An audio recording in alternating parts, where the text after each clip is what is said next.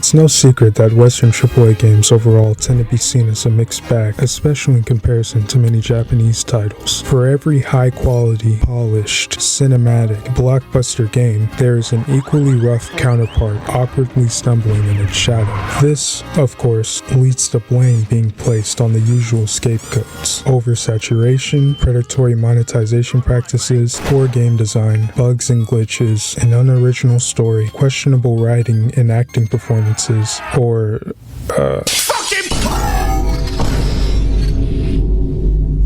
that. Weirdly enough though, despite all the complaints, the usual outrage cycles, and the persistent fatigue, the industry has continued to rake in ungodly amounts of revenue, including the widely hated annual franchises, leading to a seemingly slow, painful, stagnant medium plagued with live service shooters and low-effort open-world games, where finding genuine artistic works feels nearly impossible, nothing more than a crazy delusion. This begs the obvious question: how did we get here? Why are there so many people claiming that gaming isn't fun anymore when the community at large wastes so much time on petty controversies, actively refuse to leave their own comfort zones, and, without fail, fork over that $70 for the same predictable sequels, while the titles trying something new end up being overlooked only to be reassessed as hidden gems, or, alternatively, are ruthlessly mocked and memed for years to come, only to be seen as hidden gems later, always wanting change without anything actually changing. So, to start, I want to take things back a bit, take a closer look at a couple of those games, see what they tried to do differently or executed well, what may have gone wrong in the process, see what Japanese games may do better, and ultimately answer a simple question: what happened to Western AAA games? And more importantly, what happened to us?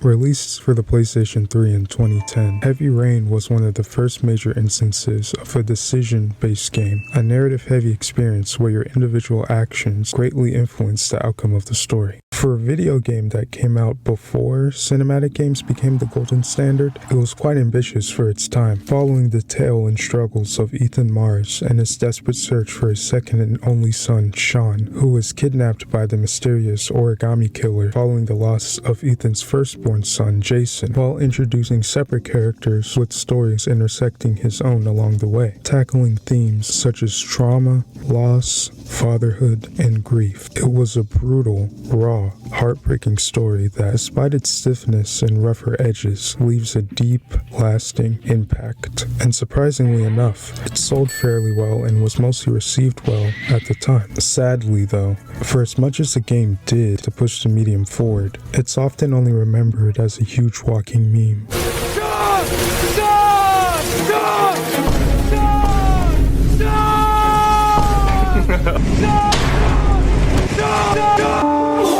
Most people tend to fixate on the awkward delivery of some dialogue, certain cutscenes, the writing in certain areas, the gameplay being much slower paced, or its extensive use of QTE sequences, and turn them into memes devoid of any context. Of course, this phenomenon isn't exactly unique to Heavy Rain, especially with video games, but the main thing that sets those other instances apart is that it comes from a genuine love and appreciation for the piece of media and their respective characters. It fosters a strong sense of community and connection. Even a highly acclaimed show like Breaking Bad, for example, has its fair share of memes. Like, a lot.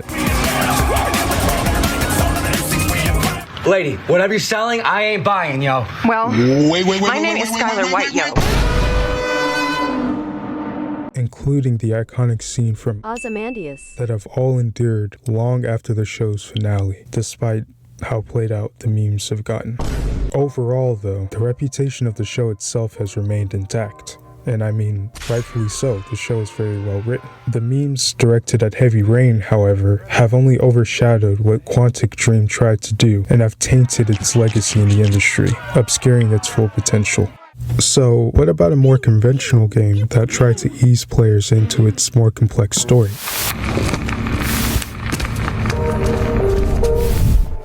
I think BioShock Infinite is a great example of this. A first-person shooter where you shoot guys in the head and you can grind on rails and hit dudes in the face.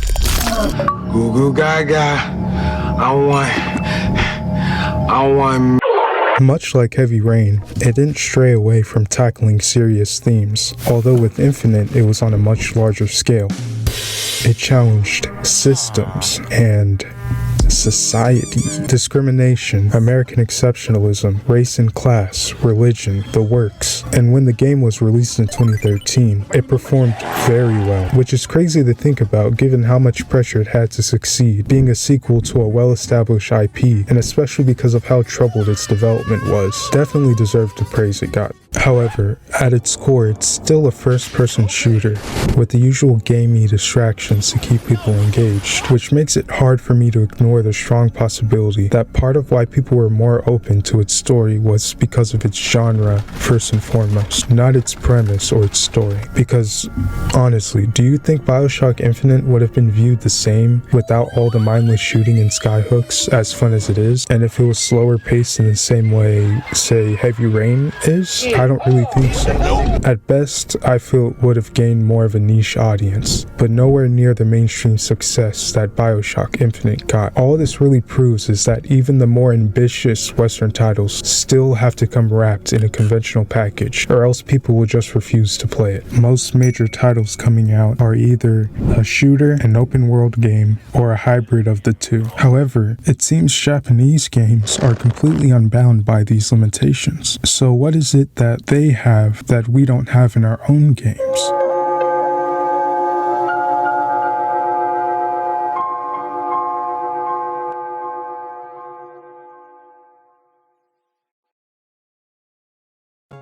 Japan. I mean, what else is there to say? Tokyo, Kyoto, cities outside of Tokyo and Kyoto, the home of some of the undisputed kings of the gaming industry, and the birthplace of the most influential studio in gaming history, Nintendo. They made this one game where you would run and jump over stuff, and no, not that one. What was it?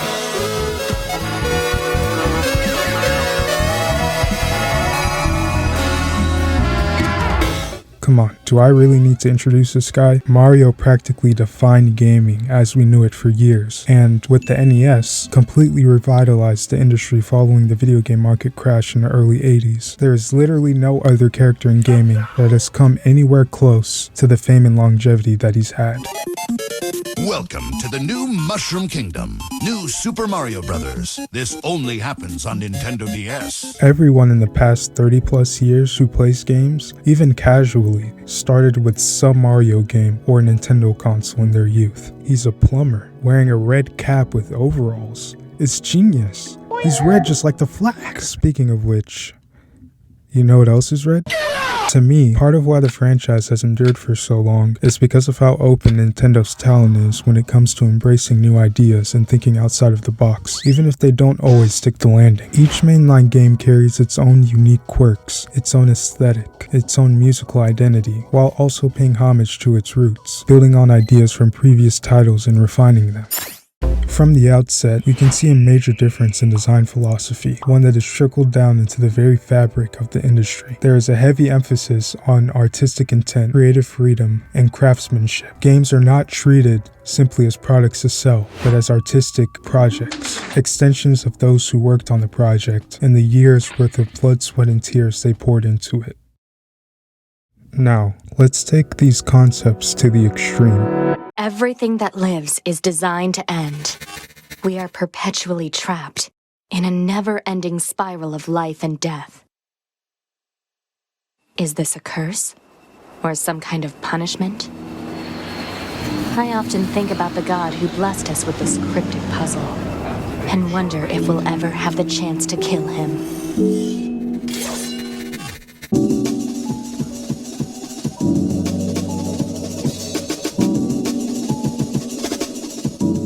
To say Nier Automata is a bold game would be the understatement of the century. This game is everything but conventional, and in the absolute best way. At every possible opportunity, it aims to keep you off balance and keep you guessing. Despite being a hack and slash on the surface, it rarely sticks in that bubble for long. The game starts you off in this bullet hell arcade style vibe, and only after fighting waves of enemies, losing fellow Yorha soldiers, and barely surviving the attack does it actually let you fight, and when you finally get let loose, damn.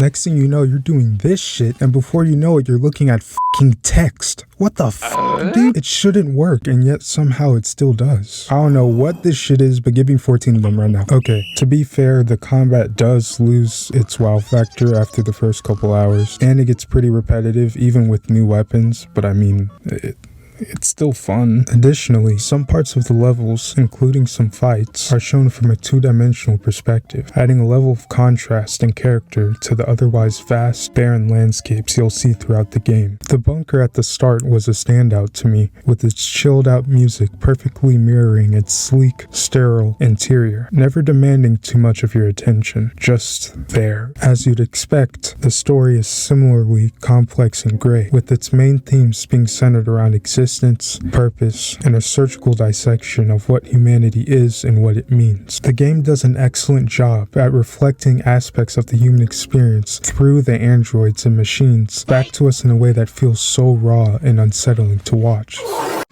Child.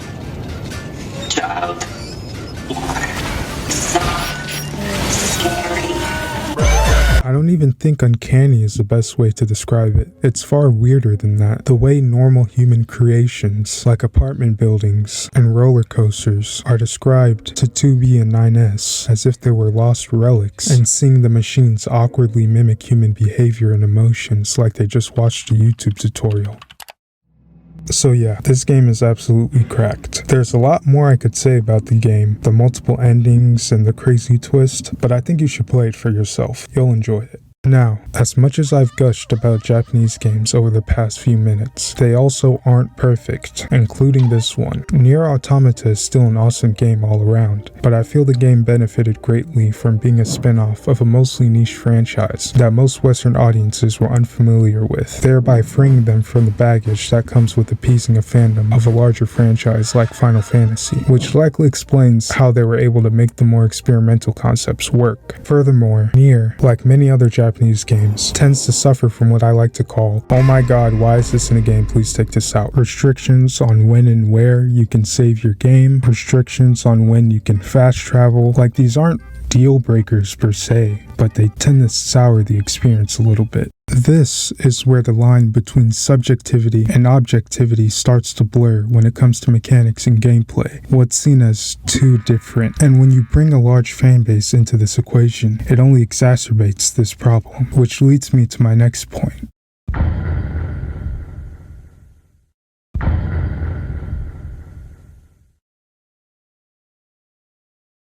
For those uninitiated, I'll keep this quick. The Paper Mario series is a spin-off of the larger Mario franchise, developed by Intelligent Systems, with a new title being released for every major Nintendo console since its debut on the N64. It's basically a turn-based RPG, with other fun elements sprinkled in. It has a very dedicated, passionate fan base, but they've also been noticeably critical of the later games, feeling it doesn't follow the gameplay they feel is emblematic of the series as a whole. In particular, the Thousand-Year Door, which, to this day, is seen as the best entry in the series. The hate against Color Splash and Sticker Star are already well documented, so I won't dwell on it too much, but I wanted to show how simply doing new things isn't always the silver bullet people treat it as. There is a clear gap between what people say they want and how they react to it. Just like Nier Automata, it aims to reinvent the wheel and add fresh new twists, and yet instead of being praised for it, the games are endlessly nitpicked for changing. This, I feel, is what defines the creativity gap.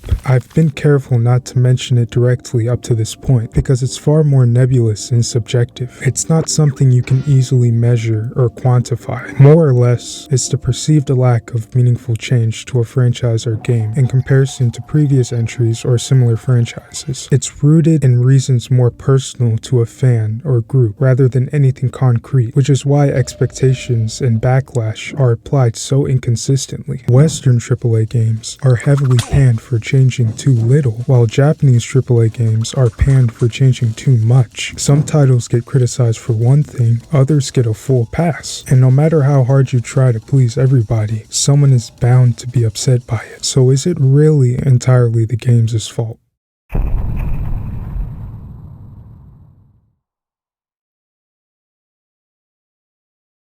Yes, I'm going to say the thing. It's uncomfortable, but it's true. We are primarily to blame for why the gaming industry in the West is where it is now. That includes me, you, and everyone else in this space. We've remained complicit in this for way too long. No.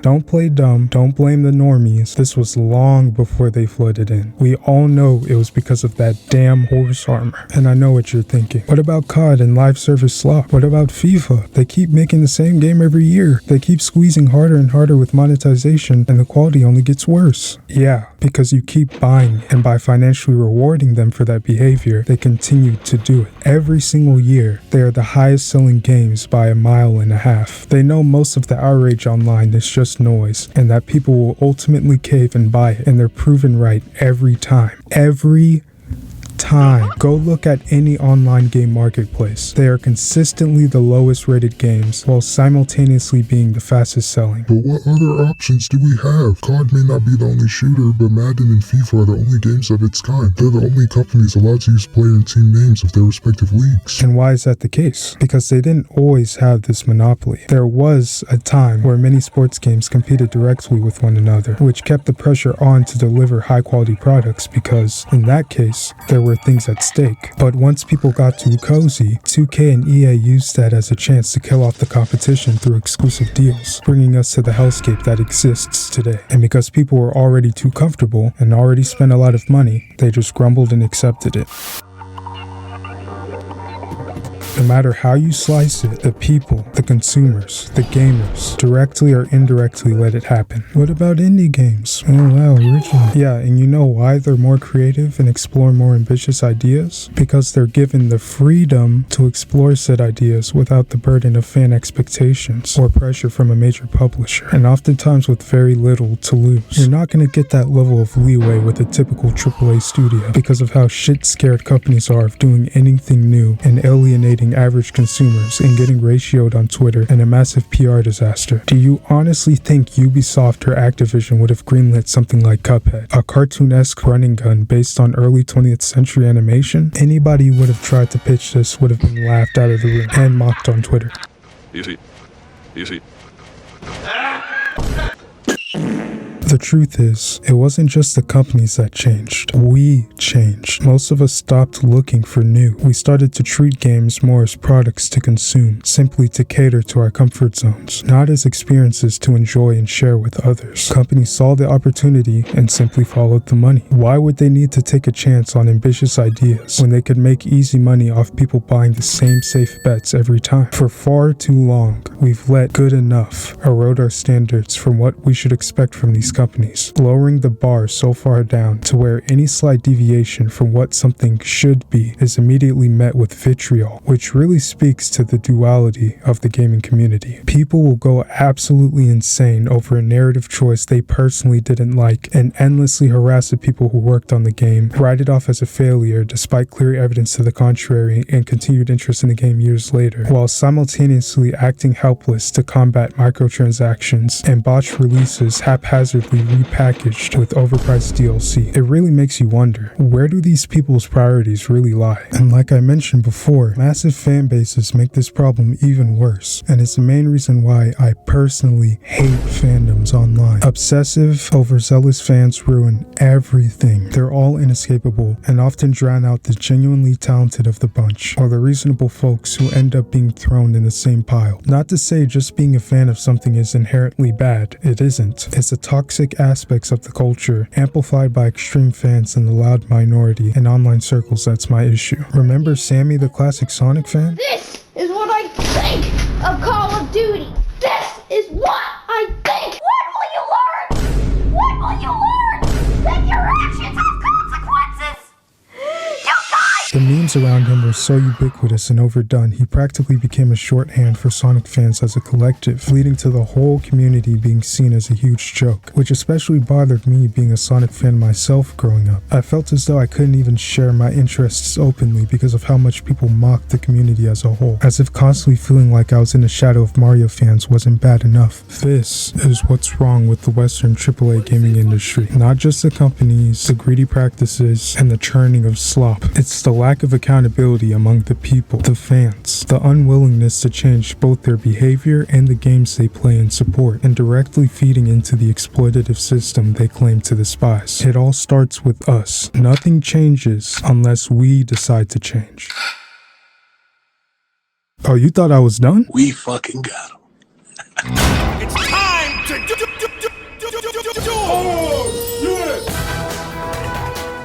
Do you notice something in common with all of these channels? Look at the videos they produce. They all seem to blame the same culprit, either directly or indirectly, for the cause of what's wrong with games and media. Woke. Gender ambiguity! Woke stuff. The wokest of the woke get woke, go broke. Fucking current day Californian shit! Woke Hollywood woke. Wokeness, a vague catch-all term that essentially boils down to thing I don't like for reasons. They tend to be pretty wishy-washy about that. So why am I talking about these guys, you may be wondering? Because they're the purest distillation of all of the bad parts of not just the gaming community, but media discourse in general. These guys aren't critics in any sense of the word. They're just lazy. They've transformed something as artistic, abstract, and complex as games and creative work into a rigid binary of woke and not woke, where the focus isn't even on the actual content of the work. And I already know that by directly calling them out, I will be viciously attacked by their fans, assumed to be pushing some agenda. No, I'm talking about this specifically from an artistic perspective. Because I mean, look at this shit. How is this supposed to be intellectually stimulating or add anything positive to the conversation? This is just fucking mush. And they all just parrot each other's takes while talking about how woke character number 145 is ruining cinema or ruining games. Do any of you have a single original thought? Do you? Will? Yeah, what is the most recent Japanese film or at least entertainment that you enjoyed so far? What am I thinking of? See, a lot of them would be older ones, like Old Boy, for example. No, it's not Japanese, but yeah, probably stuff like that. You know, Crouching Tiger, Hidden Dragon, I really like that.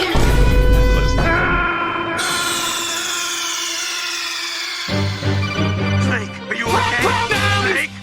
Snake? They don't care about artistry or even being consistent in their takes and what's seen as political. For instance, this game, which isn't even out yet, is already deemed woke and political simply because of its protagonist. And yet this game isn't. Really? Final Fantasy VII, the game where you play as an ex-soldier with a ragtag group of eco-terrorists fighting against a literal megacorp exploiting the world's resources and its energy, mana, with each character having their own complex struggles fighting for purpose within an unjust world. Oh yeah, and the fucking poster child of the game being a direct product of the worst parts of unchecked power and widespread destruction. Hello? What about the Phantom Pain? Also not attacked for being woke or political, despite being fiercely anti-war in its messaging and having missions involving literal child soldiers in Africa, some of whom you have to fight with non-lethal means, including the mission where you have to catch a child soldier leader, the White Mamba, aka Eli, who we later know as Liquid Snake, in the Code Talker mission. Remember the vocal cord parasites and its various harmful strains Skullface used, being an allegory for cultural erasure and colonialism, with Code Talker himself being a Navajo man?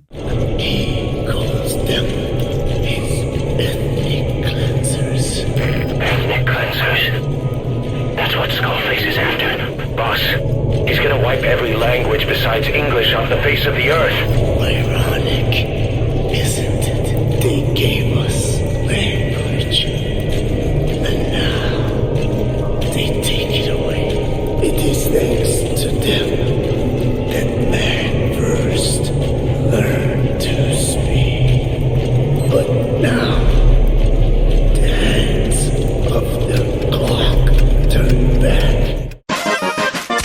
So, which games are more political? Are you guys just stupid or what? Because clearly, most of you don't engage with the media you consume beyond just, am I entertained right now? While also trying to act like you care about deeper analysis. You can't have it both ways. If it's about escapism for you, then play your games. Fine. But don't try to posture and act like you care about depth if you don't have anything constructive to say beyond just reaching the same recycled talking points. It makes you look weak.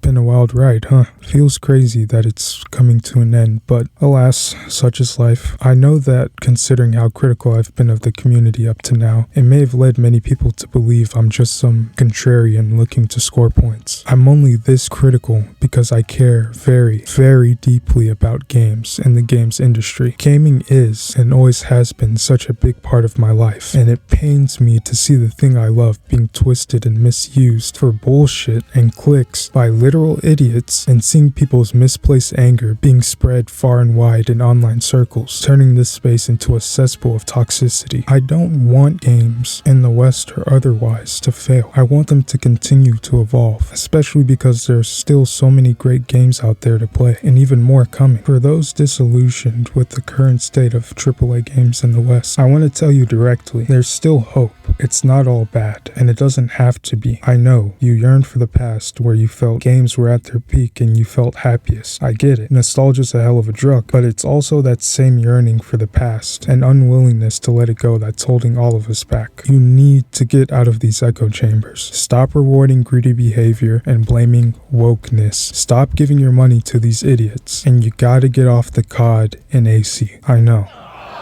All my COD demons out there, I know duty's calling, but maybe it's time to hang up the phone. Skill-based matchmaking isn't exactly someone I'd hang out with. Like I said, it's up to us, and it starts with us. You have to be willing to take that first step out of your comfort zone of just playing shooters all the time. And we have to be more charitable with the Western titles that do genuinely try something new. Because, ironically, it's often those same mock titles that pave the way for those that follow it and get all the praise, and themselves slowly refining the formula over time to a more polished, high-quality product. So, next time you're on Steam, PlayStation, or Xbox, take a look around. Try something new and unfamiliar. I mean, most of you on PC and Xbox have Game Pass, so there's no excuse. Check out a genre you've never played before, or maybe a game you've heard a lot about, but just never got around to sit down and play. You'll be surprised at what's out there. And to conclude,